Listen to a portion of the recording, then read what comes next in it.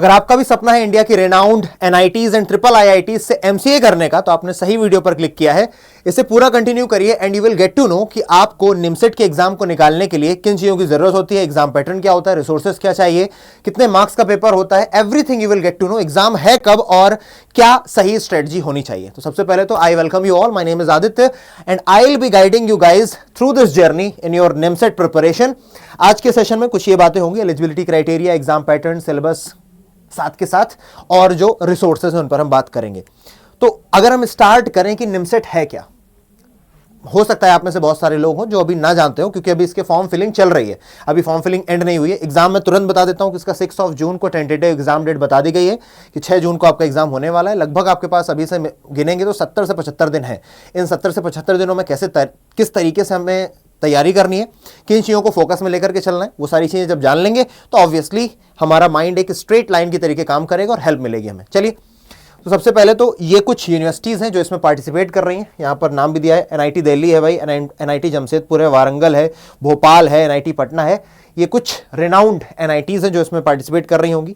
साथ के साथ अगर मैं बात करूं एलिजिबिलिटी क्राइटेरिया का, तो एलिजिबिलिटी क्राइटेरिया में आपके मार्क्स 60% होने चाहिए, या फिर आपका सीजीपीए 6.5 या फिर अबव होना चाहिए। और आपने क्या किया होना चाहिए ये भी जान लीजिए।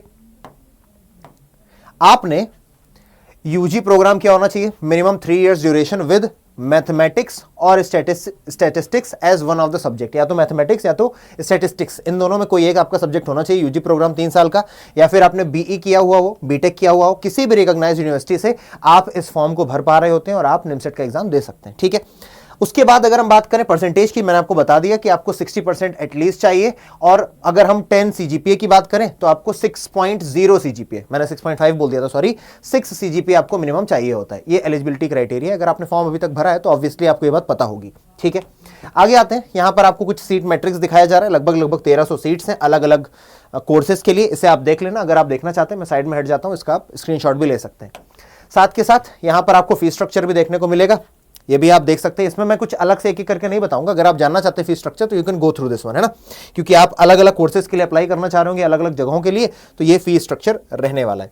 उसके बाद आप बात करेंगे टेस्ट पैटर्न की, तो टेस्ट पैटर्न में आपको पता होना चाहिए 4 पेपर आपको देने हैं। There will be 4 exams, right, there will be 4 exams. सबसे ज्यादा मेजर जो है, सबसे नंबर 1 पर जिसे रखूंगा मैं, वो मैथ्स है।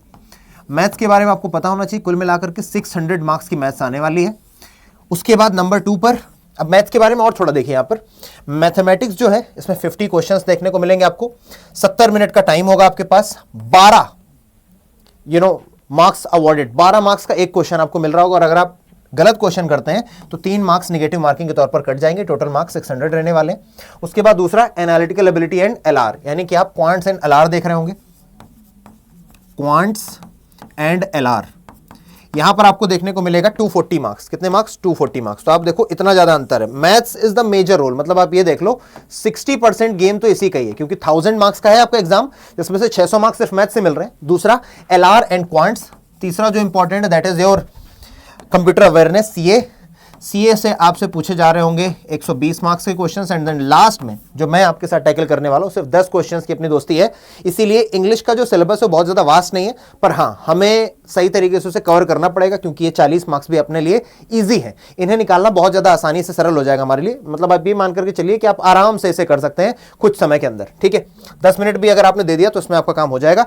तो चौथा है ये इंग्लिश, जिसकी मैं बात करूंगा। ये भी आपके पेपर में 40 मार्क्स का आएगा, 10 क्वेश्चंस आने वाले हैं। ठीक है, सबके मार्क्स अलग अलग है। मैथ्स में एक क्वेश्चन 12 नंबर का है, एलआर एंड क्वांट्स में एक एक क्वेश्चन 6 नंबर का है, यहां पर कंप्यूटर अवेयरनेस में एक एक क्वेश्चन 6 नंबर का है। ठीक है, इंग्लिश में एक एक क्वेश्चन 4 नंबर का है। ठीक है, तो 12 6 6 4 इस तरीके से मार्क्स डिस्ट्रीब्यूशन किया गया है। यहां पर आपको रॉन्ग आंसर 1.5 नंबर, इंग्लिश में सिर्फ 1 नंबर कट रहा होगा। टोटल 1000 मार्क्स का पेपर है।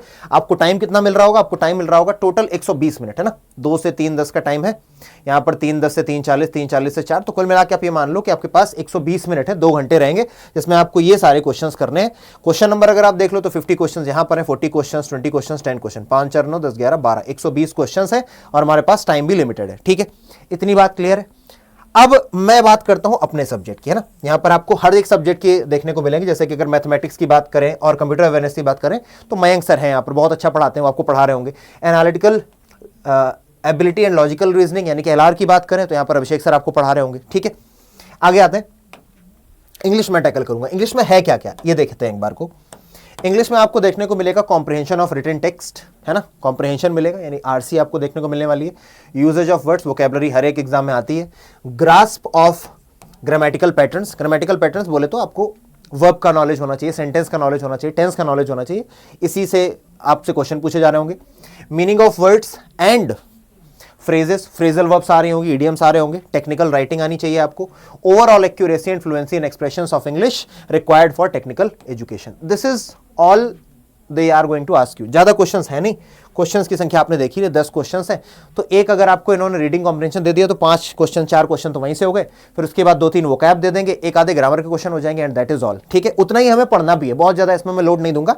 मैं बोलूंगा भी है कि आपको मैथमेटिक्स में और एलआर पर विशेष फोकस देना चाहिए, क्योंकि ये काफी ज्यादा मार्क्स लेकर के बैठा है अपने पास। ठीक है, उसके बाद अब आपके मन में ये भी है कि अगर अपने को तैयारी करनी है तो यहाँ पर कुछ इंपॉर्टेंट इवेंट्स हैं, इन्हें भी आप देख सकते हो। जैसे कि यहाँ पर बता रखा है कि 6 तारीख को आपका एग्जाम शेड्यूल किया गया, 6/6/2026 2 PM to 4 PM online exam होने की संभावना है। दिस इज टेंटेटिव डेट, हालांकि इन्होंने टेंटेटिव नहीं लिखा है, तो मोस्ट प्रोबेबली यही मानकर के चलिए कि तभी हो जाएगा एग्जाम।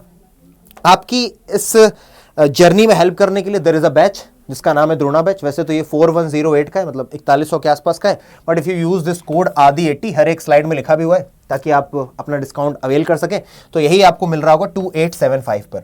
अगर आप मुझसे कनेक्ट करना चाहते हैं तो this is my email ID aditya.tiwari@247.com, या फिर अगर आप लोग इंस्टाग्राम पर है तो इंस्टाग्राम पर मुझसे कनेक्ट कर सकते हैं।